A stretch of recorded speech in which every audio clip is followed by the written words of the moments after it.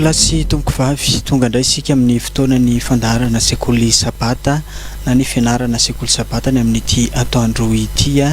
mino izay fefa vonibonina avokoa isika rehetra ato anatin'ny tokantrano ato hiaraka indray isika manomboka eto hatrany amin'ny efatrora anoany raha sitrapony tompony amin'ity an'ity arabaina manokana isika rehetra izay izao vao tafaradalana aminay arabainay ihany koa reto pasteur amin'ny rahalahy eto anilako eto reto ny pasteur Randriatsiranana Jean-Pierre eo ihany koa ny pasteur Heriniana Rakototsafy izay mbola mafitsika tsara hitondra ny afatra hitondra ihany koa ny lesona ny amin'ity an'ity miaraba nareo mirahalahy. Ya, faly miaraba amin'ny idealy, miaraba amin'ny pasteur, miaraba ny technicien ihany koa mampita ny sary, mampita ny feo, miaraba antsika ato tokantrano ato ndraiky io amin'izao fotoana izao indrindra amin'ity tolakandro ity ary manonona ny fiadan'ny tompo amintsika tsiray avy. Eny ary ombana manana ny fiarabana izay nentin'izy mirahalahy teo indrindra moa mirary soa mirary tsara hoantsika ihany koa amin'ity sabata tapany hariva ity nafinaritra ny tapany maraina nafinaritra ny fampahirezana tamin'ny fanoloran-tena tsy vita nafinaritra ihany fa nazahoana hery avokoa izany rehetrarehetra izany ary mindro manantena ihany koa fa ny tompo dia mbola homba antsika hatramin'izao miaraba ny technicien miara-miasa eto eo ny namana idealy ny ray aman-dreny pasteur vice président ny fiangonana apokalypsia maneran-tany ary miaraba ihany koa moa ny ray aman-dreny lehibe ny tokantrano ray aman-dreny pasteur Mayol sy ny ankohonany fiadanany tompo aneo amintsika rehetra izay maniry atao kokoa moa dia ataontsika bango takatra indray milaza zay dia ho amintsika jiaby saotra tompoko anay aby say mihina fa tsy kokoa takatra lesy fa bango takatra zay anomboka amin'ny fotoana avy hatrany angamba isika satria ny fotoanantsika manam-petra izany hoe tsy afaka mivalapatra ely isika ao anatin'ny fandaharam-potoana fa andeha ho apetraka avy hatrany eo ampelantan'Andriamanitra ny fiarahanany amin'ity n'ity dia mba izy ihany koa nitrantsehatra ny amin'ny lesona izay iarahantsika mifampidinika sy miresadresaka eto indray ny amin'ity sabotsy ity manasa pasteur ray amarana vavakantsika eny asy vavakantsika ray masina tsara indrindra izay any an-danitra misaotranao sy mideranao ary makalaza sady manome voninahitra ianaranao amin'ny alalan'ilay zanako ilay tokana dia ilay Jesosy Kristy tompo anao Jehovah ho nisaotra ny dera ny voninahitra mandrakizay tonga indray izay amin'ny fandaharam-potoana ny tapany hariva dia ity sekoly sabata ity sakafo ho an'ny fiangonana iray amin'ity tolakandro ity mpianatra ny fiangonana eto indray izay satria anao ny teny hoe tovy mpianatra amin'ny firenena rehetra tsy amikery nefa na mitanjaka izany fa mifanahy koa Jehovah tompony maro dia efa mangataka sady ny famelan-keloka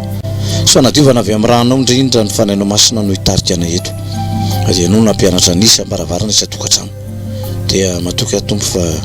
ianao ampianatra anay dia izay atao apetraka avy ny ampelantananao na ran'i Jesosy amen. Ie izay no hoe la izay no maresaka azo nresana nanokafana ny fiarahana fa andeha hiditra avy hatrany ao anatin'ny lesona angamba isika nefa mialohan'ny hidiranao anatin'ny lesona pasteur tsara ihany andao izahana fitinina kely ao anatina fotoana foy ny lesona nataontsika farany dia avy antsika miditra amin'ny lesona vaovao mahakasika ny batisa eny ary arak'izay dia fitinitsika kely angamba ny lesona teo aloha tsy dia hivalapatra tsika satria moa ny fanoloran-tena fivadikanina izany dia zavatra efa fandretsika isan'andro ary fanampiny ihany koa hoe isa-tsabata dia misy fampahirezana mifandraika amin'izay fanoloran-tena izay sy ny tombontsoa izay azo avy aminy zavatra tsotra angamba no holazaintsika ny mahakasika nyty fanoloran-tena ity dia ny tenitsika hoe ny olona tsy rairay avy ranomarina dia tokony handalo amin'izany fanoloran-tena fivadikanina izany satria ty fivadikanina ity raha namaritantsika azy dia hoe fotoana tsy hinanana sakafo na isotroana rano fa kosa hitadiavana ny Jehovah na anatonana ny Jehovah ary saikisaiky hitantsika avokoa moa ireo le mpanompon'Andriamanitra izay azo lazainy hoe sangany ao anaty soatra masina dia nanao an'izany fifadikanina izany avokoa raha tsy hitenitsika hoe i Mosesy i Elia ary tao anatin'izany koa Jesosy Kristy ireo rehetrarehetra ireo dia tany fifadikanina no nanatonany sy nitadiavany ny tavan'Andriamanitra ary nyresahany vatana tamin'Andriamanitra ka nahatonga antsika nilaza hoe raha te hanantona bebe koa an'Andriamanitra dia zavatra tsara indrindra dia ilay fifadikanina satria Andriamanitra dia fanahy izay mivavaka aminy tsy maintsy mivavaka amin'ny fanahy sy ny fahamarinana nisy antony maromaro izay tokony hifadikanina anisan'ny tany saintsika tamin'izany no hoe hametrahana ny lalantsika eo ampelantan'Andriamanitra no resahana ihany koa hoe hahazahoana hery hiatrehana ny ady zay efa teny eo anoloana ka azahoana fandraisena ndresantsika ihany koa ny amin'ny tantarany jona fa izy io ihany koa dia hitadiavana famindra-posy famelan-keloka ka ialan'ny fahatezeran'Andriamanitra mba tsy hatra eo amintsika ny fifadikanana ihany koa dia isan'ny fanetrehetena ary tokony anteny maromaro nentina anehoana an'izany fa na Iahaba aza dia anisan'ny namindran'Andriamanitra fo satria nilazain'Andriamanitra fa tsy nihinana izy tsy nisotro izy fa nanetry tena teo anatrehan'Andriamanitra ary tao anatin'ny fifadikanana zay natao ihany koa nahitana hoe ty fifadikanana ity dia natao mba handehana ny asan'Andriamanitra ary nilazitsika hoe ny fiangonana isan'ny mandroso dia ny fiangonana manolo tena fifadikanana ny mpivavaka ao aminy dia koa nilazantsika fa ty ilay fifadikanana ity dia isan'ny asa fanompony izy io ary vehivavy iray dia iana zay anisan'ny voalaza fa nanompo an'Andriamanitra tamin'ny vavaka sy ny fifadikanana andro amanalina dia 100 taona mahery aza ny taona n'izany vehivavy zany ary no resantsika ihany koa hoe azahoana fahefana izy io na pouvoir ka dia tsy azon'ny satana ataony inona ihany koa zany olona ampy sy miaina ao anatin'ny fifadikanana izany dia nyteny moa tsika hoe ny fadikanana nefa tsy hoe rendrarendra na ny fadikanana dia hoe tsy sanatria tsy fahapikanana fa ny fifadikanana dia zavatra anisan'ny voady atao amin'Andriamanitra izy io ary anisan'ny fanatitra aterina ho an'Andriamanitra ihany koa ka misy fepetra ny fifadikanana anisan'ny fepetra ny fifadikanana dia zao hoe ny famahana ny ziogan'ny faharatsiana rehetra ary ny fepetra faharoa dia zao ny fananana fitiavana satria rehefa mifadikanana ny andrasan'Andriamanitra dia io zao hizarany mofo anona tsy fitiavana ve zay ny hampiatrany ny oroman-tsenjena fitiavana ihany koa zany ny hanafiana zay hita mitanjaka fitiavana zany ka nahatonga antsika miteny hoe raha mifadikanina ianao dia zay mahatonga antsika mitondra ny anjarantsika sakafo tsy natao hoe ray vilia ny fahalaniko isan'andro roa vilia zany io raha riva fa zay anjara tokony ho anao zay dia ho zaraina kosa hampitarana ny filazantsara n'Andriamanitra ka dia zay sy zay ny mahakasika ny lesona antsika momba n'ilay fifadikanana io moa dia kabariny ray salama ozy ihany sisa tsy efa mbola ho avy eo ihany ny mahakasika n'iny fifadikanana iny fa dia hiditsika amin'ny lesona anankiray lehibe dia ny mahakasika n'ity batisa ity satria moa maro koa ny maniry hiditra amin'izany batisa izany androso amin'izany batisa izany dia anisan'ny nanome torohevitra ny ray aman-dreny paster Mayol hoe isan'ny sekoly sabata ho ampianarina ihany koa ny mahakasika n'ity batisa ity ray aman-dreny zay ngamba no mahakasikasika n'iny hiditra amin'ity batisa ity indray zany tsika vita ny fifadikanana sy ny resaka manodidina azy mino fa mbola any andro any volana mety mbola afaka mamaly any ianareo ny mpiaino atsika sy ny mpijery atsika mahakasika an'izay mety hoe mbola tsara ho fantatra mahakasika an'izay fa ny batisa avy hatrany no andeha hidirantsika aloha amin'izao vanim-potoana izao raha batisa no resahana dia mitodika avy hatrany ao anatin'ny baiboly Jesosy no nanao filamatra voalohany hita taratra voalohany natao batisa tao anatin'ny baiboly ankoatran'ireo nataon'ny apôstôly zany tao anatin'izay azonareo mba faritana kely ve hoe inona lay tena hoe antsoina hoe batisa dia amin'izao vanim-potoana izao inona ny endrik'izay batisa zay sa hoe mbola miaina amin'izay fanatanterahana batisa zay tsika ia misaotra-pisaka ny namana idéalina metraka fanontaniana fa alohan'izay misy olona mba ho arabaina kely fa adino ny ray aman-dreny paster Dide Tsingeritaona nahaterahana zany androany dia bon anniversaire ray aman-dreny paster ao koa ny zanako lahy Eli dia tratran'ny Tsingeritaona ny androany eny azy fa andao azy hiditsika ny hoe inona marina moa zany ny atao hoe batisa aloha zany ray aman-dreny napetraky ny ray aman-dreny idealy eto zany zay manao an'itylay sekoly sabaty dia satria efa misokatra zany ny fiangonatsika dia zay manaraka an'izao sekoly sabaty mba batisa zao dia afaka toa dia matao batisa fa tsy mila tsony hoe mbola no formation fa manaraka tsara nareo zany zay atao batisa amin'ity androany mangitahita an'izany batisa zany dia inao tsara ny fanazavana azy afaka mandrainao tsika inona moa zany ny atao hoe batisa rehefa jerena ny baiboly dia mizara roa ny baiboly testameta taloha sy testameta vaovao Ny testameta taloha dia fandresahana ny hoe avy nadika tamin'ny teny hébreu ny teny fototra nandrotana ny testameta taloha. Ny testameta vaovao dia nadika tamin'ny teny grika. Raha jerena ny baiboly manomboka any amin'ny Genesis ka hatrany amin'ny Malakia dia sisa resaka mihitsy hoe batisa batemy satria ny baiboly katolika dia nanoratra ny théologiana katolika hoe batemy. Ny protestant moa zany dia ny hoe batisa. Ka aty amin'ny heviteny aty amin'ny teny fotranandro atanazy tamin'ny teny grika zany dia zao ny dikany hoe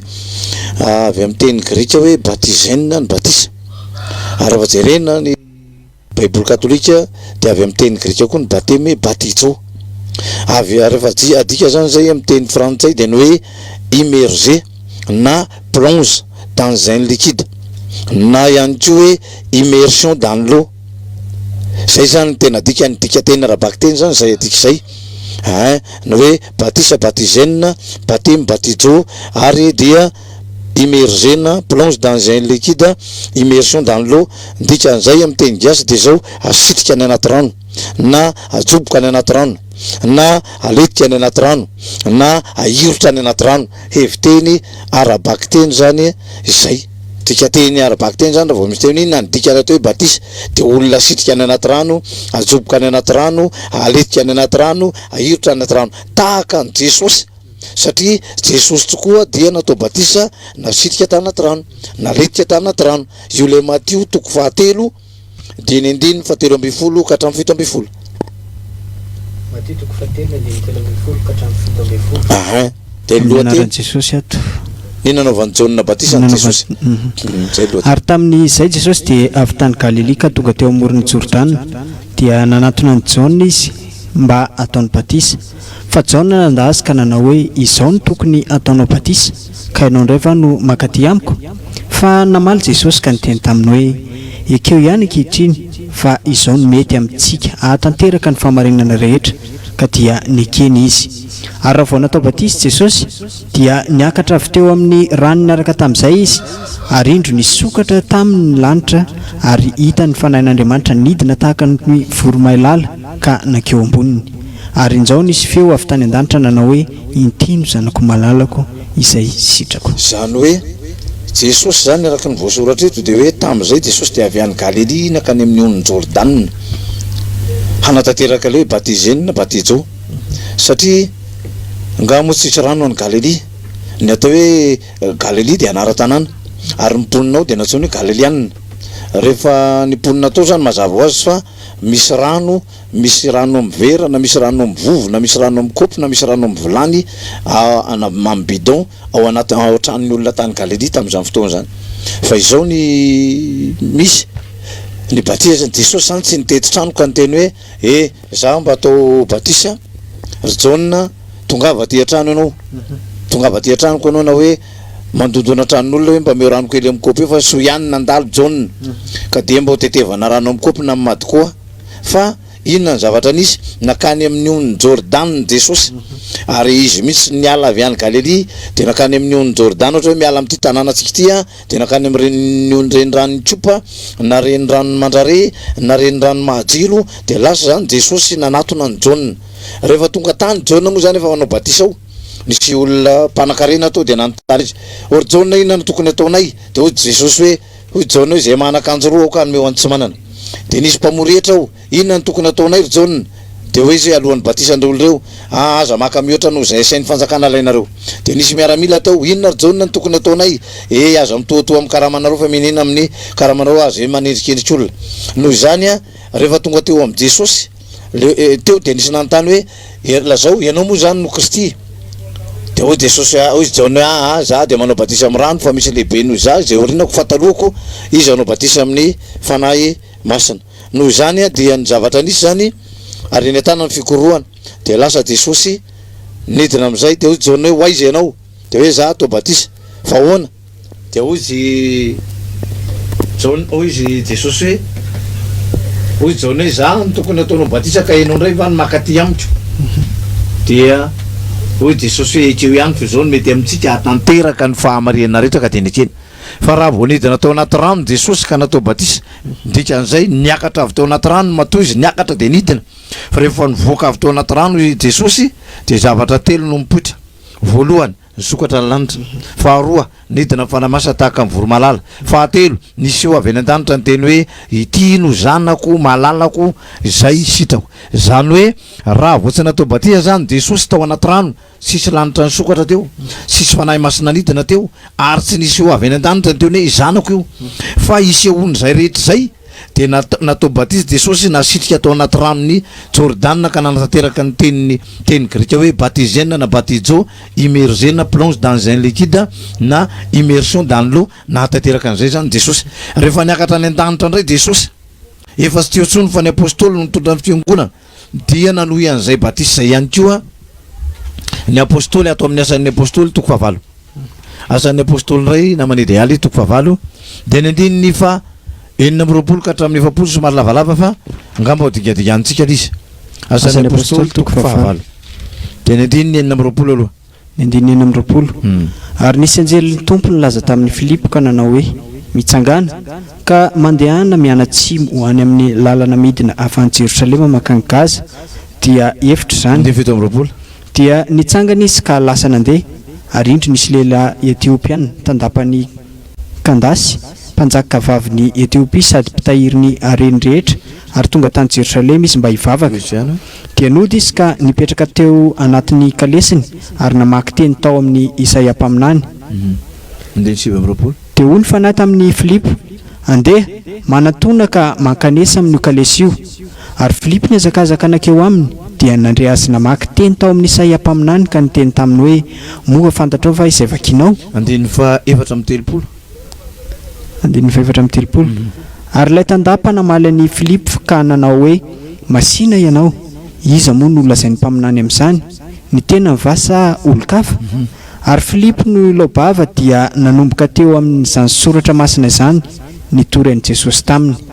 ary raha nandeha teny an-dalana izy dia tonga teo amin'izay nisy rano ary hoy ilay tandapa indro rano ka inona moa no misakana tsy atao batisa dia hoy Filipo raha mino amin'ny fonao rehetra ianao dia azo atao ihany ary izy namalika nanao hoe mino aho fa Jesosy Kristy no zanak'Andriamanitra dia nasainy najana ny kalesy ary izy roa lahy dia Filipo sy ilay tandapa nidina ho eo amin'ny rano dia natao batisa izy zany hoe araty amin'ny andron'ny apôstôly zany dia mbola nitoy ihany ilay batisa hoe leto zao dia hoe nisy anjelin'ny tompo nilaza tamin'ny Filipo an-dananao midina makany amin'ny lalana makany Gaza de rehefa niazakazaka tokoa Filipo hoe ny an-dalana indray izy a de eo alohany indray misy olona mitangina sarety mbola tsy fantany hoe inona niazakazana any a de rehefa eo aloha am'izay misy olona mitangina sarety de ao anaty sarety eo indray a misy olona mamaky teny eo anaty baiboly eo mamaky teny amin'ny soratra masina dia ny Isaia toko fahatelo amby dimapolo no vakiany ty olo ty andiny fafito sy fahevalo fa hoy ny fanahy indray tamin'ny hoe ndanandreo no makanisa amin'io lehilahy mamaky teny io de niazakazaka am'izay Filipo de jereny mamaky teny le rangaha de mamaky an'le Isaia telo amby dimapolo de hoy izy Filipo hainao moa zany vakinao zany de hoy izy aiza moa nahaizako am'izany fa de mba mamakimaky mialasiny hoe mamakimaky fahatany fotsiny vakivakiko any ty na hoanina tsy hoany izy ny apôstôly Paul zay hoy izy ray aman-dreny paster hoe na hoanina tsy hoany de mba vakiko any ty fa baiboly ty de vakiko de raha mba mety ianao de mba miakara anaty sarety ato rangaha de ampianaro de niditra anaty kare sarety izy de nampianatra azy eo anaty sarety eo le Filipo sady mandeha ihany di fa iny an-dalana am'izay mandeha mitory toriny am' Jesosy nisy tetezana de misy rano ambany tetezana vao nahitany rano am'izay le tandapa de ka inona moa zany ny olana fa io misy rano de za toa de ajobo eo de ale teo de asitrio ao zany de izy Filipo hoe raha mino anao de azo atao zay mino amin'ny foko ray manontolo fa Jesosy no Kristy zanak'Andriamanitra tonga de natao ary ajoboka ianao de tonga de najoboka de tao anaty rano ity raha ty tantara ty zao pastera no jerena de nisy dingana maromaro nilalovan'ilay tandapa zay vao tonga amin'ny batisa izy mety azo fantarina aveo hoe inona ary zany ilay dingana takina amin'ny olona mialohan'ny idirany ao anatina batisa satria mety misy olona mety hoe marary kibo izy de sao de batisa manafaka azy de marary andoha izy de batisa de isak'izay matsiaro izy zany de ijoboka foana de mijoboka de batisa foana isak'izay matsiaro rehefa misy zavatra manjo kely eo amin'ny fiainany mety azo fantarina aveo zay azo fantarina zay sotra betsaka am'le fanontaniana ny fanontaniana tsy maintsy apetraka aloha zany reo de hoe zay zao ny eviteny arabaky teny asitrika aletika ao anaty rano immerger dans l'eau immersion dans l'eau de nresantsika hoe baptisé na baptizo fa izao andaondray jerena aloha ny hevitra arasoratra masina aloha inona ny tena lambara amin'ny baiboly raha jerena any amin'ny jaonina toko 7 any de ny 7 ka hatramin'ny 7 de misy zavatra lazain'i Jesosy aloha zany rehefa niresaka tamin'ny jaonina toko 7 andiny 7 7 ka hatramin'ny 7 jaonina toko 7 andiny 7 ka hatramin'ny 7 Jesosy namalaka nanao taminy hoe lazaiko aminareo marina de marina tokoa raha tsy ateraka indray ny olona dia tsy mahazo mahita ny fanjakan'Andriamanitra hoy Nikodemosy taminy ataon'ny olona ahoana no ateraka rehefa lehibe moa mahazo miditra any an-kibon-dreniny indray va izy ka ateraka Jesosy namaly hoe lazaiko aminao marina de marina tokoa raha misy olona tsy ateraky ny rano sy ny fanahy dia tsy mahazo miditra amin'ny fanjakan'Andriamanitra izy ary ateraky izay ateraky ny nofo dia nofo ary izay ateraky ny fanahy dia fanahy azagaga no nilazako taminao hoe tsy maintsy ateraka indray ianareo ny rivotra mitsoka amin'izay tany tiany ary renao ny feony nefa tsy fantatrao izay iaviny na izay alehany dia tahaka izany izay rehetra ateraky ny fanahy zany hoe alohan'ny amalitsika hoe inona zany ny fipetatakiana alohan'ny anaovana batisy olona anankiray dia nresika zany ny heviny arabaky teny fa ny heviny ara-tsoratra masina regny ny ambarany soratra masina azy dia ny hoe fahaterahana vaovao na fahateraham-baovao zany no atao hoe batisa satria Nikodemosy eto no miresaka amin'i Jesosy mpampianatra teo amin'ny Israely dia ny hoe fantatro fa avy amin'Andriamanitra ianao fa tsisy mahay manao zavatra ataonao zao raha tsy Andriamanitra momba azy fa hoy Jesosy hoe lazaiko aminao marina de marina tokoa ary Nikodemosy fa raha tsy ateraky indray ny olona de tsy mahazo mahita ny fanjakan'Andriamanitra de hoy Nikodemosy atao ahoana indray no ateraka rehefa lehibe za ve zao efa vaky feo bebe basy be zao ve de mbola afaka hidrany akibon'ny mamanay mety kelikely feotra ilay ihany koa izy fa hoy Jesosy hoe ny tena tiana toavana zany de ny hoe raha misy tsy ateraky ny rano sy ny fanahy zany hoe raha misy olona zany tsy atao batisa de tsy mahazo miditra ny fanjakan'Andriamanitra ary Jesosy avy any an-tanitra de raha ny tena marina Jesosy nanolo tena hatao batisa nitereny Jesosy jaonina hanao batisa azy hoe za jaonina atao batisa satria za te hiverina any an-tanitra fa avy any an-tanitra de hiverina any ka na izaho tsy afaka miverina any raha ohatra ka tsy ateraky ny rano sy ny fanahy ary jaonina ny teny hoe za raha ny tokony ataonao batisako sao de mba mifamoty tsara zany ozy fitenena atsimo sao de mifototra ny azo manga mifototra indray ny azo manga sao de za ndray ary no sao de za ny tokony atao aloha fa zay vao ahoana indray ianao no atao batisa de hoy Jesosy hoe tsy maintsy ateraky ny ray ny olona vao mahazo miditra any amin'ny fanjakan'Andriamanitra dia eto zany fahaterahana vaovao any batisa nisy miaramila zay nresaka tamiko de zao ny teneny hoe za na inona lazainao de za tsy atao toan'izany batisa zany de za ny teny taminy hoe eny arao fa teny mamaly anao zany mamalia anao izy fa za miandry valy teninao de hoy za maty anazy Jesosy ve nifoka sigara de hoy le olona Jesosy mifoka sigara izy mamaly Jesosy ve nangalatra Jesosy rangatitsy nangalatra zany Jesosy ve namono olona Jesosy rangatitsy namono olona Jesosy ve nijangajanga Jesosy oa tsy nijangajanga azy ako ary zany Jesosy ve nifoka daina na nifoka damala na nifoka rongony Jesosy tsy mifoka dainy zany ozy na nifoka rongony na nifoka damala ianao ve efa nisorotoka za efa nisorotoka ianao ve mifoka sigara za mifoka sigara ianao ve mifoka rongony za mifoka rongony izy de zao aro zany nanino Jesosy tsy mifoka sigara sy nangalatra sy namono olona sy nijangajanga nanery any jaonina hatao batisa tany amin'ny on'ny Jordana fa ianao mifoka rongony mifoka sigara misorotoka mijangajanga ianao tsy mety ndika an'izany ambonin'o Jesosy ianao tonga de ny ohatrotra aloha le mba ianjana ozy zany valy teninareo zany tonga de any amin'ny faratoko mihitsy tsy any amin'ny faratoko zany nefa ianao tonga de mizizy be hoe za tsy anatao an'izany ka nanino Jesosy tsy nanota tenin'Andriamanitra izy nilaza hoe Jesosy nanota fa naninona izy niditra tao satria mba ho exemple ho an'ny mpanompon'Andriamanitra exemple ho an'ny kristianina ny hoe zaho tsy nanota ity natao batisa ny atao hoe kristianina mpanaradian'ny Kristy tsy maintsy manaraka ahy nareo raha ho any an-danitra ary izy eto no miteny tsy mahazo miditra any amin'ny fanjakan'ny lanitra mihitsy raha tsy nateraky ny rano sy ny fanahy ndika zay passeport anankiray ahafahana miditra ahafahan'ny olona anankiray miditra any amin'ny fanjakan'ny lanitra aloha zany ny batisa eto amin'ity le jaonina toko 7 andiny 7 ka hatramin'ny 7 zany raha tsy vita batisa ny olona anankiray tsisy antoka hidirany any tsy manana passeport hidiranao zany hoe savana ny misy be zany hidira ohatrany hoe raha hijery baolina mamasina zany anao am'le baolina amin'ny septambra de tsy maintsy misy be ao fa raha tonga de tonga fotsiny anao de anao didiny besandry tsy aminaiky zany ny olona hiditra mamasina hoe indrindra amin'ny terrain vaovao io hoe de hidiranao fotsiny am'zao zay raha mahiditra fa zay ne fantatry président tena mahafantatra anay fa zay TGV na salam zany ve de ahoana tsy amantarandra presse hoe TGV zahay zay nanoana azy tamin'ny fifidianana dikan'izay neo tsy mahalala an'izany na avy amin'ny président anao na havan'ny izy anao na havan'ny izy anao fa io zany tonga de zao fotsiny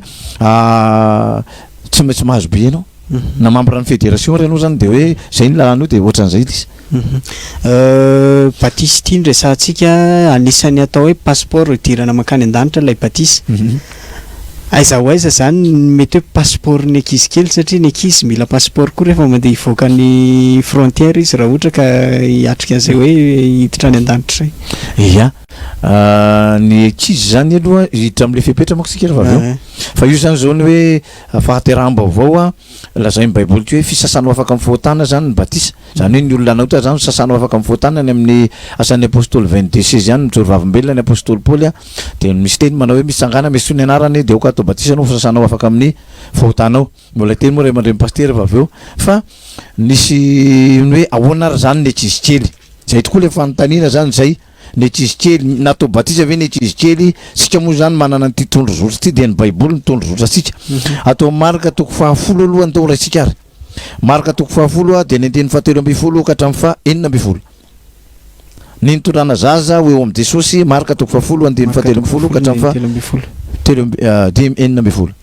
ary nisy nitondra zazakely ho eo aminy mba ametrahany tanana fa ny mpianany teny mafireny nefa tezitra Jesosy raha nahita zany ka hoy izy taminy avela ny zaza nantona ary aza rarano fa anto azy ny fanjakan'Andriamanitra lazaiko aminareo marina tokoa na zovy tsy handray ny fanjakana lanitra tsy handray ny fanjakan'Andriamanitra tahaka ny zaza dia tsy ho tafiditra amin'ny akory ary nitrotro azy izy dia nametra tanana taminy ka nitsodrano azy ia miteny zany hoe manahoana ny zaza tamin'ny andron'ny Jesosy zany ny zaza dia nisy olona nitondra zazakely eo amin'ny Jesosy fa hametrahany tanana ny voasoratra eto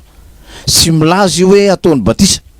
na jerena daholo ny verset synoptique io zany na Matthieu 19:13-15 na Luka 18:15-17 de milaza zany fa ny zaza dia noentina teo amin'ny Jesosy hametrahany tanana ny olona tamin'izany zany efa nahalala fa ny zaza tsy natao batisa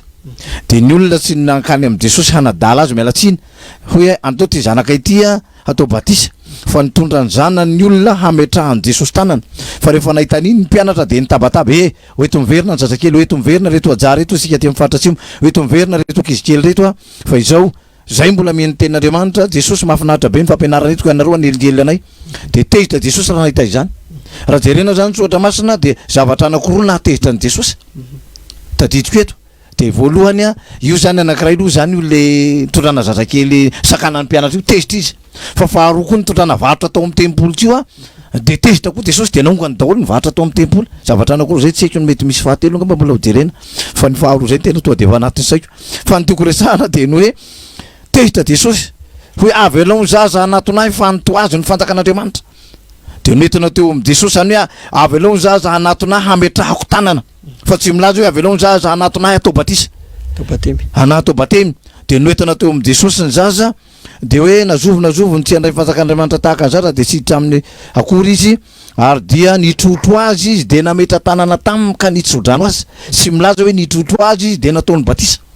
fa nitrotro azy izy de nametra tanana taminy ka nitsodrano azy zavatra telo zany nataony teo nitrotrony Jesosy ray zay faharoa ny zazakely nametrahany tanana roa zay fahatelo nitsofony rano ny atao hoe tsodrano amintsika malagasy dia fikasana natao hoe vavaka angamba natao hoe tsodrano ohatra hoe raha atao didipotra zao ny boikely de avy ny dadabe ny tsy maintsy mitsodrano azy raha misy olona iteraka zao fafirano zany de fafazana rano fafirano zany lay tsodrano raha ny ankizy zao analabaka amin'ny latsinainy de tsy maintsy avy eo dadabe sy bebe ndray aman-dreny hitsodrano zaza tsy azona fa maila kely ka ny tsodrano hoe nanoty anao zany avy nisototoka de fafazako rano de afaka mitoka voavela ny eloko ao fa nyty zany ny zazakely tsy natao batisa fa nisofona rano inona ary zany ny antony zay aloha zany mety fanontaniana de izao ny antony de ity raisina aloha hoe misy karazany firy moa aloha zany ny batisa de Efesianina toko 5:7 ka hatramin'ny 5. dia raisina mifepetra dia omeko fitenena kely iray mandreny pastera sao dia hoe satsika hoe tranainao foana no miteny efasianina toko faefatra efasianina toko faefatra dia indiny faefatra ka hatramin'ny fahiny indiny faefatra hatramin'ny fahiny iray ny tena ary iray ny fanahy dia toy ny antsonanareo amin'ny fanantenana iray momba ny fiantsonanareo iray ny tompo iray ny finoana iray ny batisa iray Andriamanitra sady rain'izy rehetra izay ambonin'izy rehetra sy manerana azy rehetra ary ao amin'izy rehetra zany hoe izy baiboly iray ny tena ny olona anankiray zany ohatra ny ianao sao idéaly anankiray fa iray koa izy ny fanahy toy ny antsonanareo amin'ny fanantenana iray momba amin'ny fiantsoanareo dia iray ny tompo iray ny finoana iray ny batisa iray Andriamanitra ny dindasana zany a manerana azy rehetra ambon'izy rehetra raha misy miteny Andriamanitra anankiray ihany Efesianina 4:6 ny tompo anankiray ihany Efesianina 4:6 ny fanahy iray ihany Efesianina 4:6 fa ny batisa anankiray ihany fa raha mijery batisa any isika zao samy manany azy ny batisa ny fiangonan-dehibe zao a zazakely tsofina rano any am-piangonana asiana labozia dia miteny mopera sady mamafy rano azy hoe zaho manao batisanao amin'ny anaran'ny ray sy ny zanaka sy ny fanahy masina zay no amen fa ny fiangonana teoriana zao ny hoe zandriny zay mifilazary natao hoe secte dia reny ray a manao batisa avokoa ao anaty rano fa ny batisa zany anankiray ka ny tiako resahana zany ny hoe raisinareo ena nara-jaza tsy natao batisa asitrika fa manina zazany tsy natao batisa fa nametraha tanana ny antony voalohany aloha zany nametraha tanana ny zaza dia andao raisina amin'ny Matio 7:20 aloha jerisika amin'ny fepetra Matio 7:20 dia ny andininy voalohany ka hatramin'ny 7 Matio 7:20 eny tompoko tamin'izany ora zany dia nakeo amin'ny Jesosy ny mpianatra ka nanao hoe iza moa no lehibe indrindra ao amin'ny fanjakany lanitra ary Jesosy ny antso zazakely anankiray ankeo aminy dia nametraka azy teo afovoany ka nanao hoe lazaiko aminareo marina tokoa raha tsy miova ianareo ka tonga tahaka ny zazakely dia tsy hiditra amin'ny fanjakany lanitra mihitsy ianareo. Inona tsy nanaovana batisa ny zazakely tamin'ny andron'i Jesosy na inona tsy nataony io na tamin'ny andron'ny apôstôly ny antony dia ity rehefa nivory niaraka tamin'i Jesosy eo zany mampianatra eo Jesosy dia nisy nanontany mpianatra iza moa tompoko zany lehibe indrindra amin'ny fanjakany lanitra raha izaho aloha zao no anontanian'ny olona an'izay na ianao no manontany ahy hoe iza moa lehibe indrindra amin'ny fanjakany lanitra tonga dia miteny eo Jehovah Andriamanitra lehibe indrindra fa izao Jesosy tsy niteny hoe Andriamanitra izy koa tsy niteny hoe izy tsy niteny hoe ny anjely izy tsy niteny hoe ry Abrahama ry Isaka ry Jakoba reny lehibe indrindra ao reny tena tompo tanàna ao fa izao izy any lehibe indrindra ao dia navaliny Jesosy azy ny hoe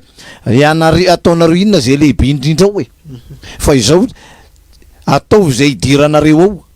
ka ny fomba idiranareo dia raha tsy miova tahaka ny zazakely dia tsy hiditra amin'ny fanjakany lanitra mihitsy zany hoe napetra ny tompivony ny zaza dia raha tsy miova tahaka nyity zazakely tia dia tsy mahazo miditra amin'ny fanjakany lanitra mihitsy dia raha raisina tokoa hoe tsika lehibe reto moa zany atao hoana niova tahaka ny zaza dia izao ny zaza zany tompoko dia samy mahalala tsika ohatranao fa ny zaza dia tsy mahalala ota sady tsy manota ohatrany hoe tsy misy zaza voateraka dia mitomany mitady toka ina mampitomany an'ity te hisotro toka ny daly ty fatry raha bainina nohatrany misotrosotro dozidozy makany maimbokelitra na hoe maninona ary mampitomany an'ity te hifokarongony ty fa ny data ny fokarongony be inona ary mampitomany an'ity te hina paraky ty fa bebe koa mihina zesika ganamady dia tsisy zazakely mitady zesika ganamady zany a mitomany na mitady toka na mitady sigara na mitomany fa te hangalatra na mitomany zany hoe tsy mieritreritra faharatsiana ny zaza sady tsy manota dikan'izay ny zaza zany raha amin'Andriamanitra dia madio jereo ny zaza tokoa ve mangalatra ny zaza ve ary maninona tsika amin'izao inona moa ny ijoroan'ny zandarma eny an-dalana inona ny atopisin'ny zandarma inona ny atopisin'ny fitsarana ho an'ny olon-dehibe ny reny inona ny pénitentiaire sy polisy reny fa nga nanaovana ny fitsarana ho an'ny zazakely ianao dia atokana inona moa navita fianarana dia tafita lasa présidentny fitsarana hitsarany zazakely 3 volana satria dia izay mihitsy ny fianarana ataon'le raim-pianakaviana ohatra fa hitsarany zazakely 3 volana 5 volana zany hoe eo anatren'Andriamanitra zany ny zaza dia madio ka isika olombelona zany mila miverina madio saina madio fo tahaka ny zaza tsy manota sady tsy mahalala ota hiditra amin'le fepetratsika pasteur vetivety aloha milohany idirana amin'le fepetra satria ny resaka zaza teo sika ambetindresaka ataona mpanompon'Andriamanitra matetika rehefa miresaka izy dia ny hoe tandindo ny fiampitana ny ranomasina mena ny batisa. Resaka fanao ny mpanompon'Andriamanitra matetika izay tsy na ny atona ny any amin'ny fiangonana sekta hafa. Ataoko hoe sekta fa tsy ny sekta le. Zany hoe za moa ny teny hoe tany amin'ny testamenta taloha tsy misy lazana ny Baiboly hoe batisa. Tsiko antaniana hoe raha izay le tandindony izay satria tsisy natao batisa tany aloha tany nisy ankizy kely nefa niara nipita tamin'ireo olona ny ranomasina mena ireo ankizy kely ireo ve zany tsy anisan'ilay nipita natao batisa tao anatin'ny ranomasina mena sa manao ahoana momba izay satria paster eto manizingizina hoe ny zaza tsy atao batisa. Ya, mazava be le fanontaniana. Hoy za hoe tamin'ny voalohany hoe tany amin'ny testamenta taloha aty amin'ny testamenta taloha tsisy resaka mihitsy hoe soratra hoe batisa batemy fa ny apôstôly Paul no nilaza an'izy io aty amin'ny testamenta vaovao zany aty amin'ny Korinthianina voalohany toko 10 ny hoe fa tsy tiako tsy ho fantatrareo raha lahany amin'ny razantsika rehetra tambany rahona ary izy rehetra namaky ny ranomasina ary izy rehetra natao batisa ho amin'ny Mosesy tao amin'ny rahona sy ny ranomasina ary izy rehetra nihinana ny fihinam-panahy iray ihany ary izy rehetra nisotro ny fisotro-panahy iray ihany izay nisotro tamin'ny vatolampy fanahy ary izay nanaraka azy dia Kristy zany vatolampy zany nefa ny akabeazany tsy nakasitrahan'Andriamanitra ray zany zay dia Petera koa nanoratra an'izy io ny batisan'ny Noa ndray no ilazany Petera azy fa Noa reto ndraiky io zany dia natao batisa ihany koa zany ry Noa tamin'izany fotoana zany fa ny batisan'ry Noa ndray dia ilay tao amin'ny ranomasina iza moa tao amin'ilay sambo fiara no ilazany azy. Andeha raitsintsika le Petera voalohany toko 7 andiny 20 resaka an'le batisa tany amin'ny testamenta taloha zany toko 7 andiny 20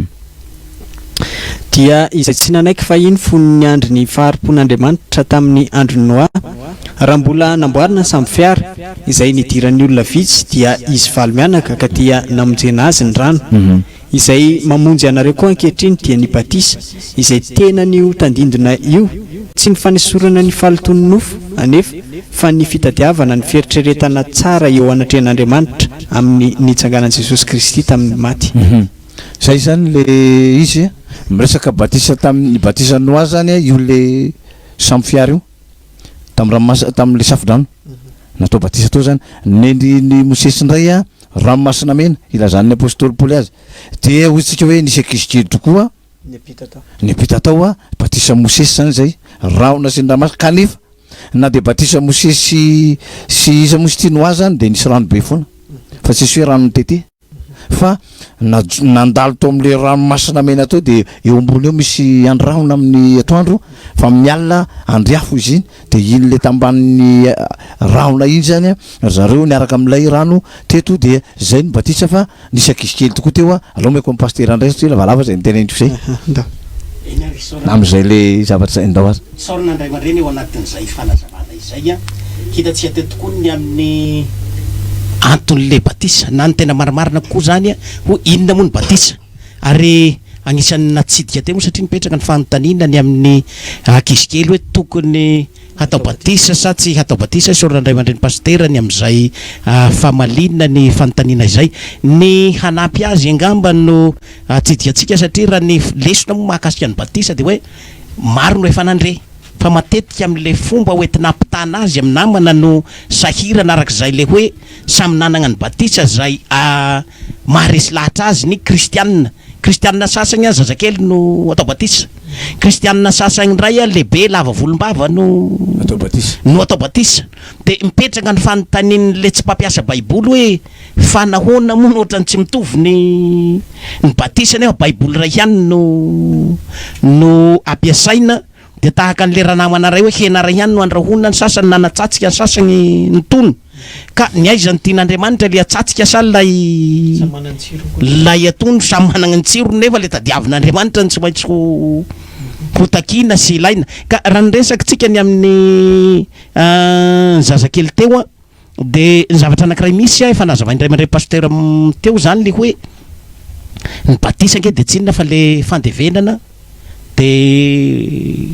miakatra avy ao fisasana fahotana fa le batisa ihany koa ao anatin'le fanazavaina teo hoe fahaterahana vaovao zany hoe nisy tontolo nisy anao teo aloha dia hiova amin'izay tontolo misy anao zay anao zany dia tsy maintsy mandalo batisa hidiranao amin'ilay tontolo vaovao akoatran'igny zay le hoe fahaterahana vaovao ary indray mandeteraka ihany olona de raha jerentsika zao Jesosy ko jerentsika ny fahaterahan Jesosy teraka voalohany Jesosy nivoaka avy aiza voaka avy eo amin'Andriamanitra de rehefa nateraka Andriamanitra izy de inona izy tamin'ny taorinan zay teny ny teny tao amin'Andriamanitra teraka voalohany izy zany zay rehefa avy eo izy hidiny eto am'izao tontolo zao de tsy maintsy nateraka fanoroany ray satria hiditra amina tontolo vaovao hafa de nateraka Maria indray potra avy ao izy zazakely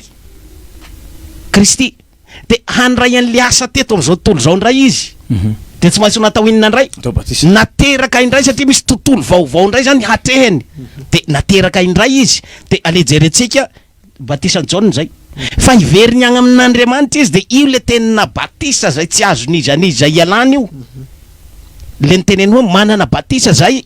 hanaovana batisa aho de nateraky ninona indray izy rehefa avy eo navoaka ny fasagna indray tontolo vaovao indray zany no hatrehan'i Jesosy rehefa avy eo io nge nahatonga le olona be ady hevitra be tam'le batisa tamin'ny andro le hoe fitanan'ny Jordane ka zay mihitsy atriny problème an'le olona de zao tsy fata le hoe misy tontolo vaovao hatrehan'le fiangonana indray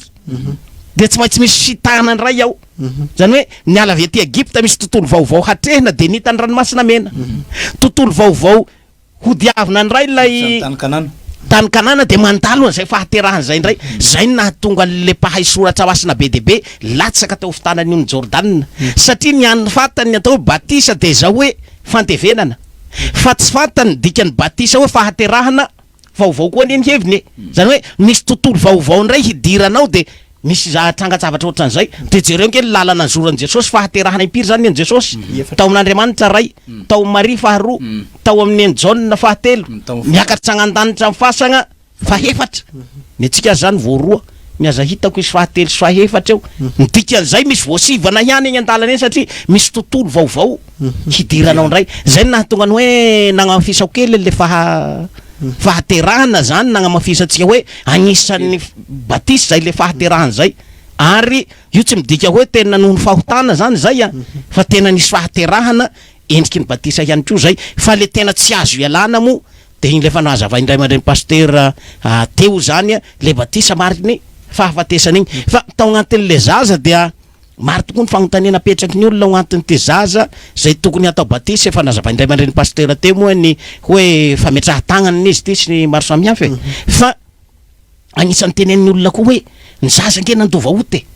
ary zay ny mahatonga atsika hoe tsara hofaty hoe inona moa no antony nanaovana batisa satria misy miteny zany hoe ny zaza nge mandova ota ka tokony atao batisa vokatra zany fa ny fagnontaniana mipetraka de hoe inona le ota zay lazaina fa nilovana avy agny amin'le nolovana inona le ota zay lazaina nilovana le ota nilovana ve ny nasaina hanaovana batisa anao sa le ota zay nataonao ve ny nasaina hanaovana batisa anao satria ny zavatra olagna de zao hoe misy le ota nolovana ny teren'ny olona hanaovana batisa anao fa tsy le ota nataoko no tokony hanaovana batisa ahy voalohany inona moa no antony hanaovana batisa aloha tokony ho fantatra ny antony hanaovana batisa ny antony voalohany de ny asan'ny apôstôly toko faharoa amby roapolo de ny andiny ny enina amby folo inona zany no antony aloha anaovana batisa ny olona anankiray asan'ny apôstôly andiny roapolo asan'ny apôstôly toko faharoa amby roapolo ny andiny enina ambin'ny folo ary ankehitriny inona no mampijanona anao mitsangana miantsony anarany ary aoka atao batisa ianao ka hosasana ho afaka amin'ny fahotanao ankehitriny mitsangana miantsony anarany aoka hatao batisa hosasana ho afaka amin'ny fahotanao fi tsy miteny hoe nolovanao na ny fahotana nataon'ny anadainy reninao no hanasananao fa le fahotana nataoko zany kay no hitsanganako iatsoko ny anarana hanaovana batisa ahoana moa no hahafahafahany zazakely hoe hiaiky an'izay fahotana nataon'izay na hilaza hoe ty ny fahotana efa vitako na ity ny zavatra nataoko satria ny zaza araka le teny teo hoe ny zaza nge tsy mbola mahay magnavaka ny tsara sy ny ratsy mbola tahaka ny fiainy any Adama sy Eva tao amin'ny sahedena tamin'ny mbola tsy nihinana ny voankazo voarary ny zazakely zany magnaiky nono alelehibe zao gny magnaiky nono efa fahotana zany fa izao le zazakely tsy azonao milohina zany satria tsy mbola fatany tsara sy ny ratsy ary zay nahavoatsika nge lingilingy mihinana le voankazo voarary fa reny lamina tsara hendry tsara tsy nihinana an'io de na manao ratsy aza tsy elohina ho isan'ny ho isan'ny ratsy ny zavatra ataonao iny satria ny antony de zao hoe tsy fantatra ao aza ny tsara sy ny ratsy. Io nge ny mahatonga ny olona dala nisy adala ny ray andro ka nikahirainio fa managnetrehitra hangalatra le vola ao amin'ny banky de mody nanao adala izy de nahazo taratasy avy amin'ny dokotera fa adala ty razoko ty fa izy adala io nazy licence mahdala izy licence mahdala fa izy le ao anatin'le hadalany am'izay izy tsy adala fa mody adala nalainy aby le vola tao amin'ny banky efa naondra ny liry mody nantory taratasy be de be tetsy izy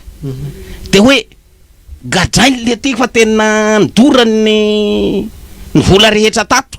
nijerena nefa kay managna licence mahadala azy izy inona rehefa aveo ny vola nahodiny nakariko izy angazonao enjehna satria iny izy zany voalaza fa tsy mahalala ny tsara sy ny ratsy ny adala zany de tsy mahalala ny tsara sy ny ratsy na manao tsara izy tsy fantany hoe tsara iny nataony igny manao ny ratsy izy tsy fantany hoe ratsy igny nataony igny tahak'izay zany ny zaza tsy azonao melohina satria tsy mahalala ny tsara sy ny ratsy tsy fantany akory fahotana nefa ny antony anaovana batisa de ny hoe hanasana ny fahotana ny antony anaovana batisa ihany koa azahoana famelana ny heloka zay natao handraisana ny fanahy masina araky ny efa nazavainy ray aman-dreny teo ny antony anaovana batisa ihany koa azahoana manotositra ny fahatezerana ho avy zany hoe misy fahatezerana ho tonga eto am'izao tontolo zao ary zay nahatonga any John ny teny hoe ry taranaky ny menarana izany nanoro-kevitra anareo hantositra ny fahatezerana zay ho avy zany hoe ny batisa zany de lalana azahoana mitsoka zay fahatezerana ho tonga eto am'ty tany ity fa raha vao tsy mandaly batisa anao zany de fanena amin'ny fahatezerana ho tonga ary ny batisa ihany koa de azahoantsika miditra fiainana mandrakizay nahoana moa ny tenenina satria izay mihitsy ny voasoratra maraka toko fahinina amby folo antenenina amby folo zay mino sy atao batisa no vonjena zay tsy mety mino fanamelohana no azony zay ny nahazo ny tiranamana anankiray ity satria tsy nahafen'ny fepetra ny batisa nanaovana azy nandray fitafiana ihany izy fa tsy le fitafiana tena izy de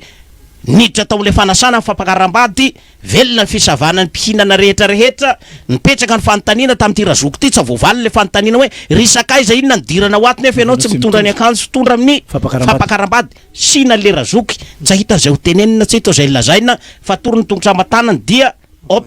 agny ambaravarakely izy no mipetraka zay mahatonga atsika zany jery hoe inona le fepetra ny batisa fa raha jerena zany ny zaza ve tafiditra ao amin'ny antony tokony hatao batisa satria hoe azahoana miditra agna amin'ny fiainana mandrakizay ny zazany tato efa voalaza hoe antoaziny fanjakany lanitra inona koa no mbola handehanany zany andeha hitady hevitra atao batisa nefa efa nitoaziny ny fanjakany lanitra fa ny fanampiny koa de ity hoe fanoharana kely angamba nisy tonana ny saitsika am'le hoe zaza hatao batisa satria tsy raha ny antony rehetra zany de tokony tsy ahiditra am'zany izy nisy dadabe anankiray andeha hiasa agnatsaha ty le raha dadabe ty fa nao dadabe rehefa hiasa agnatsaha fohamaragna be dia manao dite mafana lasa ny asa fa tamin'ray andro ty ndray dadabe niova kely ny style netiny inona ny nataony fohamaragna izy de naka savony manitra sasany madio ny tongotra midiovony tsara ny vatagny gagy bebe nitsirika avetsy ambaravarakely hoe inona ny nahazo ny raha dadabe fa ohatra ny ova famindra de gagy izy zany hoe fagnarana tamin'ny dadabe andeha hiositany kesa hiasa ty raha dadabe mikosoka voditongotra sy ny karazany ngamba ohatsy ny bebe andeha hiatsena miaraka amin'ny ranomanitra savony manitra rehetra ka rehefa aveoa nalainy omby ny zogaina nentina ny angadin'omby ny heritra lasa dadabe nagnosy tany ketsa gagy raha bebe o style vaovao ndray zany netingairainy zany no de avy agna ampiasany dadabe miaraka mifotaka atragna tapony toa tonga agnatongotra tonga de masaka ave ny sakafo raha bebe masaka ave ny vomanga gagy bebe niditra nitsiny bebe mivelatra madio be tongotra le faladia be amin'ny pointira 58 ny andra dadabe tonga de agnitsaka eo am'le tsihy desitra bebe atreo hiany velesitro ny sotro be otsiny ty fa efa olona tsamisaigna fa tsamisaigna hoana handeha hiasa agna otsiny sasanao madio be ny tongotrao nefa hiosipotaka miveriny avy agny agna otsiny tsy mety misasa itsony fa tongotrao feny fotaka no entinao miditra ato am'ty tragno ty midira eo nety otsiny fa tena mahazo an'ty sobe ty ny tapikandrigny nagnazavy dadabe ny atonatony ty raha bebe otsiny no atony ny sasako tongotra alohan'ny fotoana satria otsiny aho indray mandeha isan'andro no misasa rehefa mihariva otsiny no misasa de mangitsy Kefa ndray mandeha isan'andro ihany tsy de nalefako alohan'ny fotoana ny sisasako. Nalefa ny aloha zany azy ny avance tonga ny hariva zany tonga de matory izy satria ndray mandeha isan'andro izy no misasa. Tovy an'leo mampiasa papier toilette melo ihany zany. Zay ihany lizy. Ko sava mandeha ny mandeha de fa mandeha ny mandady. Ka tiana hatongavana de zao le zazakely zay mbola tsy nanota, mbola tsy naloto de fa nisasanao. Tonga am'izay manao ny hadalany rehetra izy de hoe confirmena fotsiny confirmation. Anga mahafaka ny loto nataonao igny confirmation ny dadabe igny. Hoe fa sasa tamin'ny marainy ka sasana tsony aho ny confirmation ny hariva fa confirmation fotsiny nataoko ndray mandeha isan'andro aho no misasa de tojononao an'izany ve Andriamanitra. Aletsy Andriamanitra sagnatriany vava Andriamanitra fozaoragna izy ty mampatsiana Andriamanitra fotsiny efa natao tamin'iny ka zay lizy zay ko ny tetehandra dadabe hatao fa raha bebe tsy magnaika an'izay fa efa miandry amin'ny sotro be ho midiry eo ane ty ahitany ty azy de ohatran'izay ko lizy enao tsavana loto ve no misasa ny olona madio ve ny tokony hisasa sa ny olona maloto ny tokony hosasana de zay nahatonga antsika ny teny hoe ny zazakely zany tsy nahafeno an'ilay fepetrany le loto de zao aleo izy aloto aloha zany le tehandoto ny tenany zay vao atao batisana ohatran'izay ary mahatonga ny hoe efa nazavain'ny pasteur teo mahafantsodranno sy ny batisa ny batisa tonga de rano be de agny tsy misy mipotrana ny ray azy fa ny batisa ary io mahatonga andro raha pasteur efa pahipahiny any manao batisa ny ty le zazakely ty any hoe ilaina gidena ny tagnany indrindrandrindra le ngezangeza sakafo nono le renim-pianakaviana satria indraindray eo fotoana anaovanao batisa mitomagny le zazakely voatery tsy maintsy avoaka ny nono ka le pasteur efa pahipahiny tsy ahitsony zay voapetra tagnana hony niato ve sany samsolanisy batisa ko tamin'ny Facebook sa fahitanareo firina amin'ny basque de tratrany ty le covid ty moko zany ny olona de zay atao batisa mopera natahotra ny elanelana ray metatra tsy maintsy atsaina basy rano no nataony mopera tonga de nitifiriny ohatra zao le voakendriny tsara voakendriny tsara aloha satria ny azy le any am'le ray metatra le confinement de mety rera koa le mopera de zay zavatra tiana hatongavana ny hoe ao am'le zaza ve zay fa le fepetra ngamba no ho tanosaitsika kely am'le zay hoe misy fepetra vitsivitsy reto ny zavatra anankiray de mahafeno an'le fepetra izy ho azo lazaina fa izy tokoa izy ohatra manao koban-dravony tsika reo koban-dravony reo de misy zavatra maromaro atambatra vao mahafeno azy ohatra ny koban-dravona anankiray de mila kobam-bary tsy maintsy misy io mila siramamy mila voanjo mila ravin'akondro mila andrahona amin'ny rano saiky misy maromaro nanao koban-dravona ary aho de zao hoe tsy anasiako kobam-bary fa tonga de voanjo nasiako siramamy na raha koditra ravin'akondro de nasiako rano nitenehiko kobam-bary ve zay sa tsy kobam-bary zay na koba ve zay sa tsy de aminao zay mety tsaho koba fa samy managna ny kobany de otsika hoe koba ihany io na tsy nisy na tsisy kobam-bary de antao asy hoe niala ndray ny voanjo fa ny sisa tavela siramamy ravin'akondro rano de otsika hoe koba fa samy manana ny kobany fa anao mety hotezitra hoe de efa olona tsy amilamina raha tiako efa tsy misy an'izany mbola lazainao fa koba ihany mety otsina hoe zany no atao dité ravin'akondro fa isorona ndray siramamy ravina miaraka amin'ny dité voanjo koa nefa ravina miaraka amin'ny ravin'akondro miaraka amin'ny rano sisao de hoe koba ihany ho iaho fa anao mety hiteny hoe efa tsy ahitsony zany fa efa tambavy ravin'akondro zany hoe le voatsafeny zany le fepetra rehetra de mivadika alizy ray mandray pasteur aloha meko anao ndray ngamba ny fitenena hoe ino zay fepetra zay feno reo zay vao zavatra le zavatra fa raha misy ray latsaka io efa tsy izy zay fa efa zavatra ndao ary tanysasika le fepetra de mamaly le zaza lizy zany ray mandray pasteur moa sady mahay manao kobany mahay manodina mayonnaise moa iny hainao koa iny ahodina kavisy avany voalohany zany mianatra fepetra voalohany raha atao batisa ny olona anankiray de tsy maintsy mianatra tsika zany zao zay masiko sabata azy Matio toko 7:20 andiny 7:20 ka 8:20 io zany zao aloha mianatra baiko ny Jesosy tsy maintsy mianatra ianao alohan'ny anaovana batisa Matio 7:20 andiny 7:20 ka 8:20 Matio toko 7:20 ny andiny 7:20 ka 8:20 ary Jesosy nanatona de niteny taminy ka nanao hoe efa nomenay ny fahefana rehetra any an-danitra sy etetany ko mandehana nareo dia ataovy mpianatra ny firenena rehetra manao batisa azy ho amin'ny anaran'ny ray sy ny zanaka ary ny fanahy masina sady mampianatra azy tandrina izay rehetra nandidiako anareo ary indro izao momba anareo mandraka riva mba ara-pahatonga ny fahataperan'izao tontolo izao. Zany hoe alohan'ilay batisa zany dia ho Jesosy atao mpianatra ny firenena dia avy eo manao batisa azy mampianara azy tandrina zetra nandidiako zany hoe tsy misaraka zany ny fampianarana sy ny batisa saingineto zany raha ty le tenyandriamanitra ty dia mianatra aloha zany zay vao atao batisa sika zany zao miandro inona moa natao hoe batisa na inona natao hoe batemy ay inona mifepetratakina am'izany misy karazany firy fa zay ndresan'zay manahoana ny zaza raha tsy mianatra ianao zany dika zay mianatra soratra masina zay zany vao atao batisa ray zany zay faharoa dia asan'ny apôstôly toko faharoa ny teny faraika amby efapolo asan'ny apôstôly toko faharoa ny teny faraika amby efapolo asan'ny apôstôly toko faharoa ny andininy faraika amby efapolo ary izay nandray tsara ny teniny dia natao batisa ary tokony ho 3 arivo no olona vao nanampy ho isany tamin'izany andro zany ary izy ireo naharitra tamin'ny fampianaran'ny apôstôly sy fiombonana sy ny famakinany mofo ary ny fivavahana. Andiny raika amby efapolo ihany dia ny hoe izay nandray tsara ny teniny dia natao batisa ary tokony ho 3 arivo ny olona nampy ho isany tamin'izany andro zany zany hoe tsisy zazakely tsony teto hoe tahaka ny tany amin'ny rahamasina mena satria ataony zazakely 3 volana hoana na 5 volana hoana no andray tsara ny tenin'Andriamanitra zany hoe zazakely afaka mianatra sy afaka mandray ny tenin'Andriamanitra zany aloha no nyrotsaka natao batisa tamin'ny andro ny apôstôly olona afaka mandray ny fampianarana sy afaka mianatra roa zany zay fahatelo marika 16 marika toko enina amby folo andininy 8 amby folo izay mino sy atao batisa no vonjena fa zay tsy mety mino no ho eloina zay mino sy atao batisa no vonjena zay tsy mety mino no eloina zany hoe ny tenin'Andriamanitra dia miteny fa ny finoana dia avy amin'ny toroteny ka rehefa raha tsy nandray toroteny izy tsy anam-pinoana ka rehefa nandray ny toroteny izy nandray tsara ny tenin'Andriamanitra dia teraka ny atao hoe finoana dia zay mino sy atao batisa dia nino izy fa Kristy no zanak'Andriamanitra velona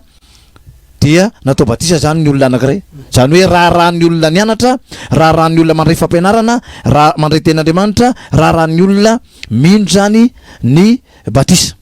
roa zany zay telo zay fahaefatra miaikeloka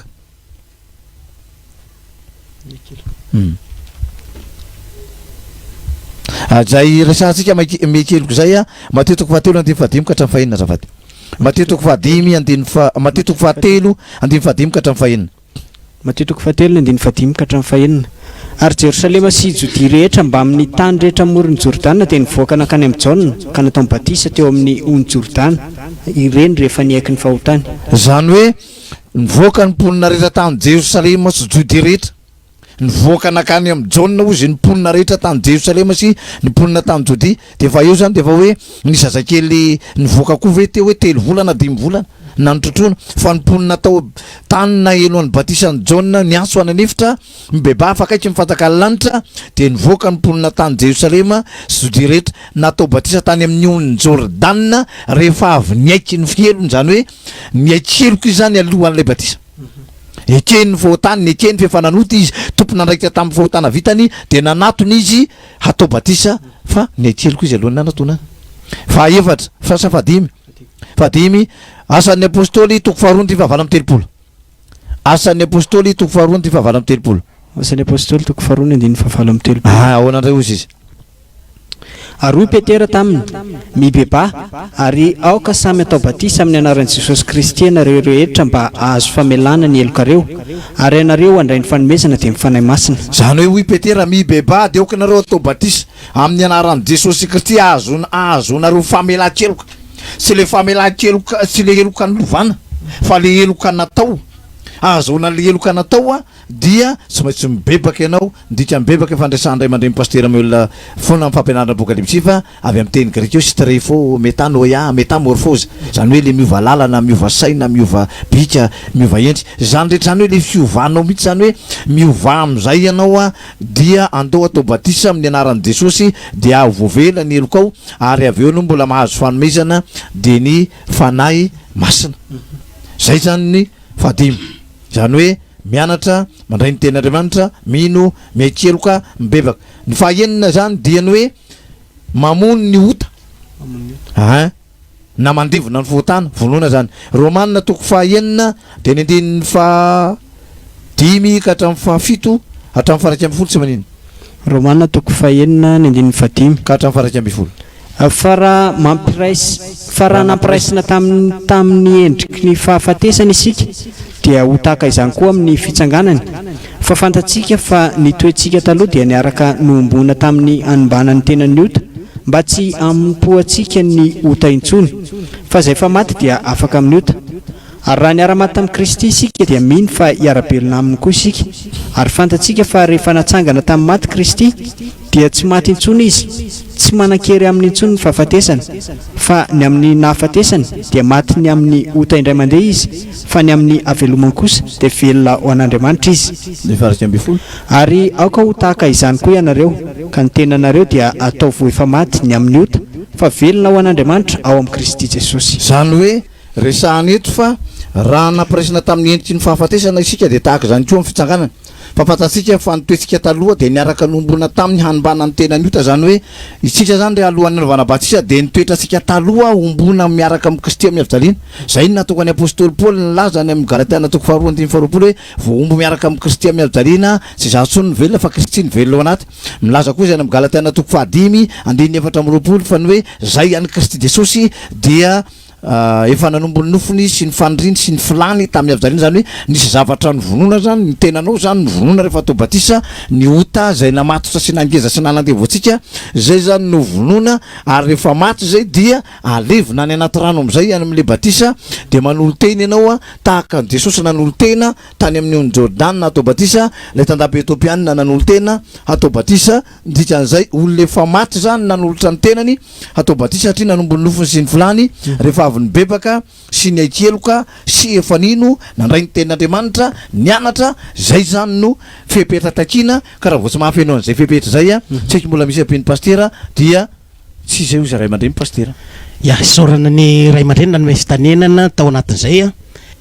voalaza teo zany le fepetra inona ny fepetra ny batisa dia efa nitentsika mianatra mino mibebaka manatona zay azo lazay tsy misy sainy zazy zany hampianarinao zazakely 3 volana tsy saha voarainy zany asainao mino an Jesosy va ianao fa tsy fatany na Jesosy inono hoe izy moa Jesosy nefa misy ny sandoka misy ny tsy sandoka ary eo ihany koa le hoe mibebahary le treroterominao azy izy ranomaso no asetriny an'izay ary tenenina ihany koa hoe io moa no nagnotanenany olona hoe ara-dalàna ary ve ny batisanao nino ve gnao talohan'ny nanaovana batisanao de ho atsanino aho de zay ke le kobatsary nandeha miloniny teo hoe nibebaka ve gnao tsana nibebaka fa imamanay no nibebaka fa tsy misy soratra hoe ary de nibebaka ny reniny de natao batisa ny zanany hoe misy ray amin'ny batisa misy ray amin'ny batisa reny amin'ny batisa tsahanisy an'izany tamin'ny andron'i Jesosy ka hoe Marta Maria sy Josefa nitondra azy de Marta sy sy Jodasy ny rainy amin'ny batemy tsa misy an'izany tao fa ny tia nahatongavana de hoe le fibebahana nanatona agnao ve nanatona hatao batisa sa netina hatao batisa satria Jesosy de voalaza fa ary nanatona ny Jaona izy mba hataony batisa fa tsy hoe netina fa tsy hony tatanana de ho natao teo avoany de tam'izany azy Jesosy tena magny mafy mihitsy am'le nangatsiaka loatra ny rano fa nitifirina fa misy Covid de misy elanelana ray metatra fa nanatona hatao batisa ary eo ihany koa le hoe le batisa koa ke hoe le fantevenany tena natao tagny anaty rano be mihitsy natao fa tsy rano kely tsodrano kely indroana intelo iny ary tsy misy olona hantevigny zany de hoe hoaigna teo hantevigny de hoana fomba nantevigny anazy tao de hoe ny tagnany liria aloha tsy antotofana sy ny tongony mandradray mbola mba mahita mpandalo de mba hikopakopaka eo fa totofana tsy misy mipotrana ny raina ny masona mino fa le itinke tsy fandevegnana nany zany fa rano kely ndro mitete tsodrano araka nazava indray mandray pastera teo ary fanampiny ihany koa le hoe tena miditsao agnaty lasitra mihitsy satria ilaina le lasitra io le fitafiana tena izy io le hoe miantso ny anarany aloha izy zay anaran'zay ke le teny filazana azy inona le teny filazanan'i Jesosy le teny ho andro telo alina ka nahatonga azy natsoina hoe Kristy n'Andriamanitra zay le izy zay de atao batisa amin'ny anarany inona le agnarany le 3 andro sy 3 alina de miditra am'izay lasitra zay ianao fa le vao lasitra tsy izy zany na batisa tsy izy de fa endray andro sy ndray alina de fa tsy izy zay fa kolera hafa no avoaka an'izany tsapy dosage zay sa mandeha am'laony le zavatra izy fa tena 3 andro sy 3 alina io le hoe nizanizy atao batisa amin'ny Kristy de atao batisa amin'ny nahafatesany miara-maty miara-levina ary ny farany de zao mamovo mendrika ny fibebahana fa tsy ho ny agegenao malitsy ihany mbola atao androany nisy taona nitory-tagna amin'ny fonja de nagnotaniko ny tao amin'ny fonja agnareo le voafonjato reto nisy nanao agegena ve nisy sosy ny sasagny laza nangalatsy namon'olona njangajanga ny sasagny nagnolagna zay zany no antony gadrandry zareo de fagnotaniana hoe talohany batisa ve nanaovanareo zay sa taty afarany batisa de io zalaka gnay mbola kely ve mbola afaka hagnolagna ko io koa no haolagna eo fa gnay nahina haolagna fa tsy nanolana ka ahoana ary zany ve manaraka aneny baiboly nareo satria aorinany batisa tokony aina saina mbaovao ianareo nefa taorinany batisa nanao an'ity le fanolanany ity ahoana mahakasika an'io de eo zany izy miteny ka de fa izay alohan'ny nampianarina anay de fa zay niaigny anay de fa zay ihany no ataonay manaraka androany fa nitiana hatongavana zany de hoe miaigny am'le vomendrika ny fibebahana hita mihitsy zany zay sary zay ary zay nahatonga ny hoe nahoana moa ny zazakely le tsy natao batisa tetsy ihany raha nita avy amin'ny on'ny Jordan ankizy zao nita ny ranomasina mena anke ny zanak'Israely rehetra nahoana moa ny zazakely angamo azo navela tagny Egypta fa tsy maintsy nentina inona no antony nentina satria zay rehetra nitevon'ny Egyptianina de tsy maintsy nita teo amin'ny ranomasina mena fa eto am'izao tontolo zao ndraiky io zany zay rehetra antevon'ny ota de tsy maintsy miditra amin'ny batisa ny zazakely ary ve antevon'ny ota zany hoe le andevon'ny ota zany de zay voafatotry ny aranofo eto amin'ity tany ity ny dikan'izay zany ny zazakely le tsorona de zao tsy mbola isan'ny ponina araka ny nofo zany ny zazakely fa mbola ponina ara panahy be zao fotsiny satria mbola anto azy ny fanjakany lanitra mbola miafina amin'ny Kristy zany ny zazakely fa rehefa tonga ny fahalebiazany mitetika haleo tena de io mahatonga le olona miverigna manao an'le fahotana io de rehefa te hiverigna ao amin'Andriamanitra hiafina amin'ny Kristy indray de manao batisa de lasa amin'ny Kristy rehefa avy eo zay mahatonga anao tagny amin'ny zanak'Israely tsy maintsy nentina aby ny zanaka satria andevo aranofo de mita an'io fa izay rehetra andevo ara-panahy zany tsy maintsy mita ao amin'ny ranony batisa izy aby ny mahafeny ny antevo ara-panahy rehetrarehetra zay efa niaina tao fahotana teto am'izao tontolo zao zay nahatonga antsika hoe le otany lovana anke de fahafatesana voalohany io anga fahafatesana voalohany ny matin'ny batisa zany fa sireo vita batisa lasy reo aby fa ny fahafatesana faharoka zany no arovana tsy atratranao antony anaovana io batisa io inona le fahafatesana faharoa fariafo sy ny solofara io zany le fahafatesana faharoa io de zay mahatonga hoe le fahotana lovana tagny amin'ny Adama sy Eva io tsika mety maty io na zaza maty lehibe maty antitra maty aby zay te ho faty amin'le olombelona agny fa ny tena votana zany ka arovana tsahazo atsika ny antony anaovana batisa zany tsy noho ny amin'ny fahafatesana voalohany fa noho ny amin'ny fahafatesana faharoa de zay rehetra tratra le fahafatesana faharoa iarahantsika mahalala fa zay niaina tao anatiny fahotana io fahafatesana faharoa le fahatezerana zay hoavy ny zazakely zany afaka amin'ny fahatezerana hoavy tsy misy ilana batisa ho anazy fa zasy anao lefa tena feno be kotsomarolatry ny fahotana sarotra ny alana fahatezerana hoavy kanefa ny mahatsara n'le tenin'Andriamanitra de zao natako fahotana faran'izay efa lehibe zokony aza fahotanao afaky ny batisa ihany ary voavela ihany ny fahotana araka ny tenenao hoe ry taranaky ny mena rano zany ake fa zanaka anabavy ny divolo zany taranaky ny mena rano fa zao nahita le lalan'ny fahatezerana hoavy handositra an'io afaka ihany ianao zany rehefa niditra ao agnatin'le batisa mazava izay fanazavana izay efa tapitra ihany koa ny oratsika tapitra ny oratsika. Anisan'ny fanontaniana mbola mila valy ny pasteur ny hoe isaky ninona no afaka manao rebaptisation ny olona anankiray, satria nanambary pasteur teo hoe rehefa manao fahotana tontolo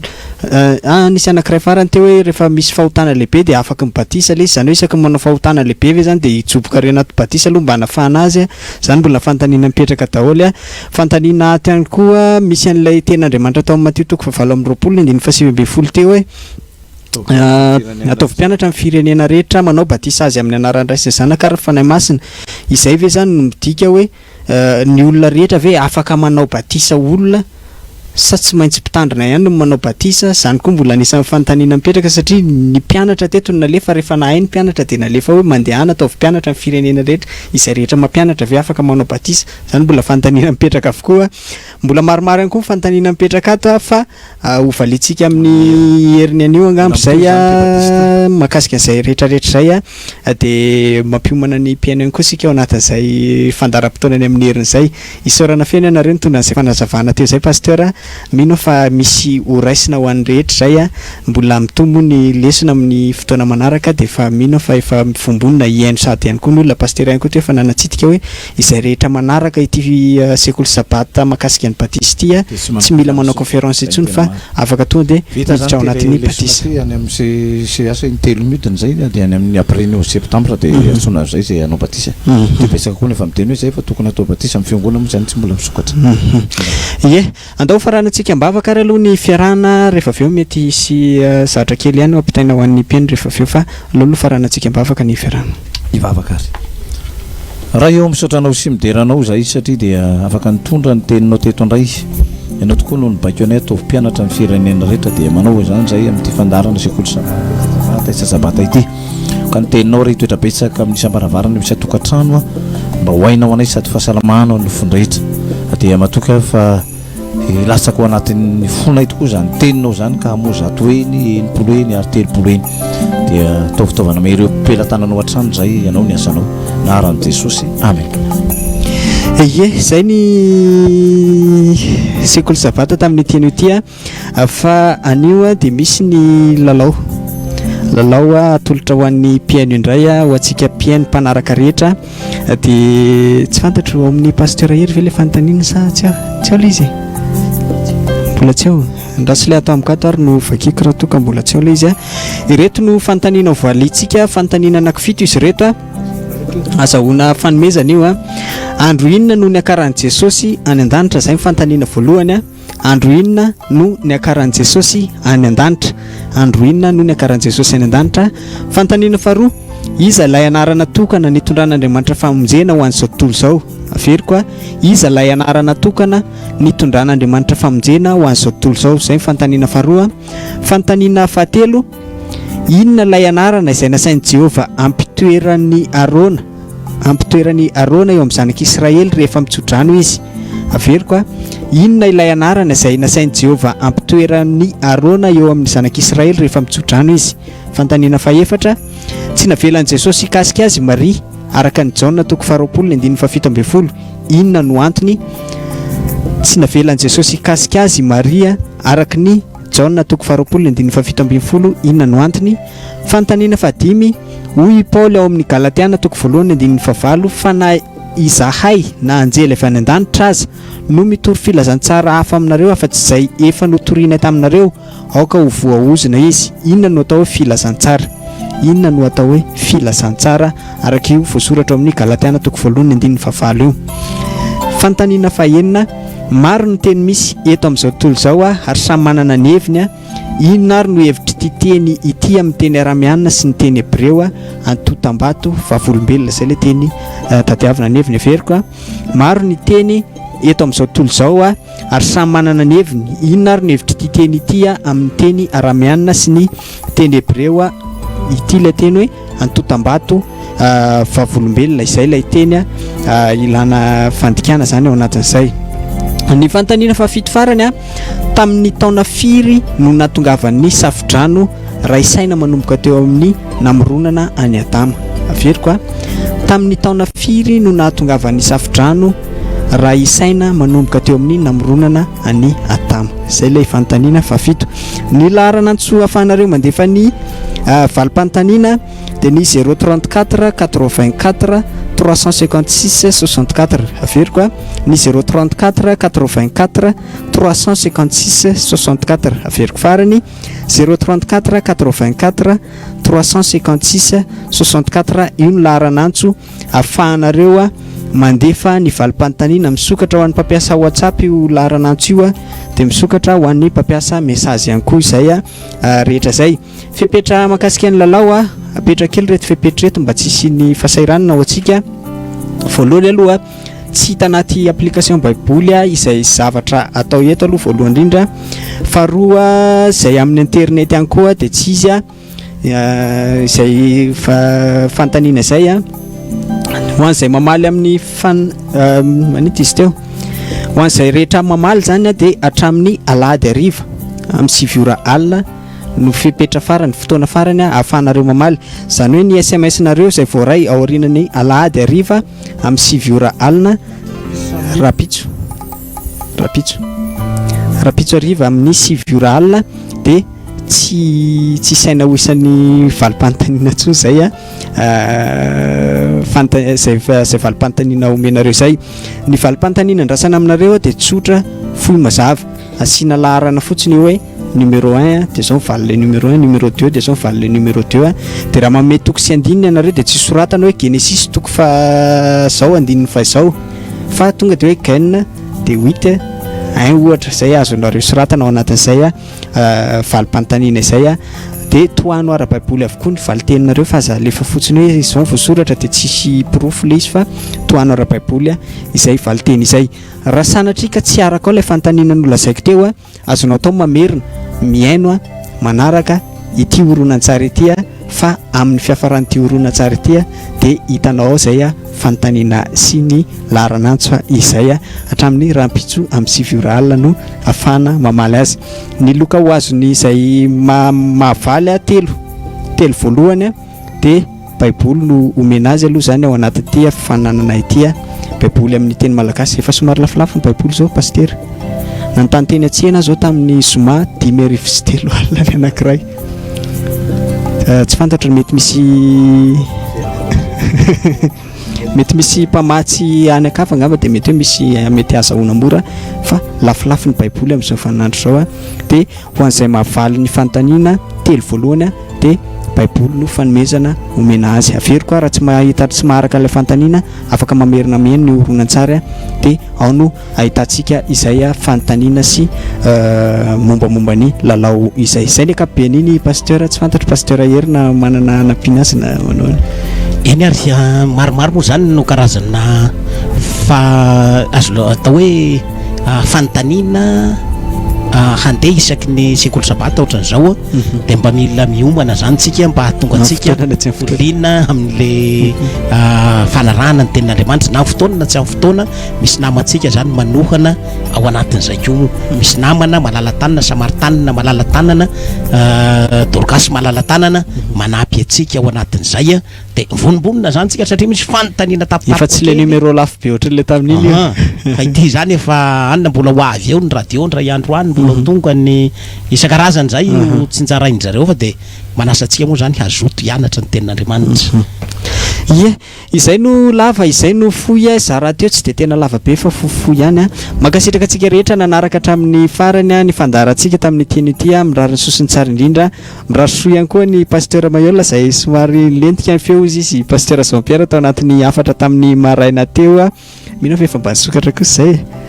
efa nisokatra zay feo zay. Isalama fa sao dia mieritreritra ianareo marary ary visa manahoana fa vokatry ny avizanana sy ny atsika na izay ary mba tratrany zany zavatra zany ihany koa teo aloha teo dia izay no antony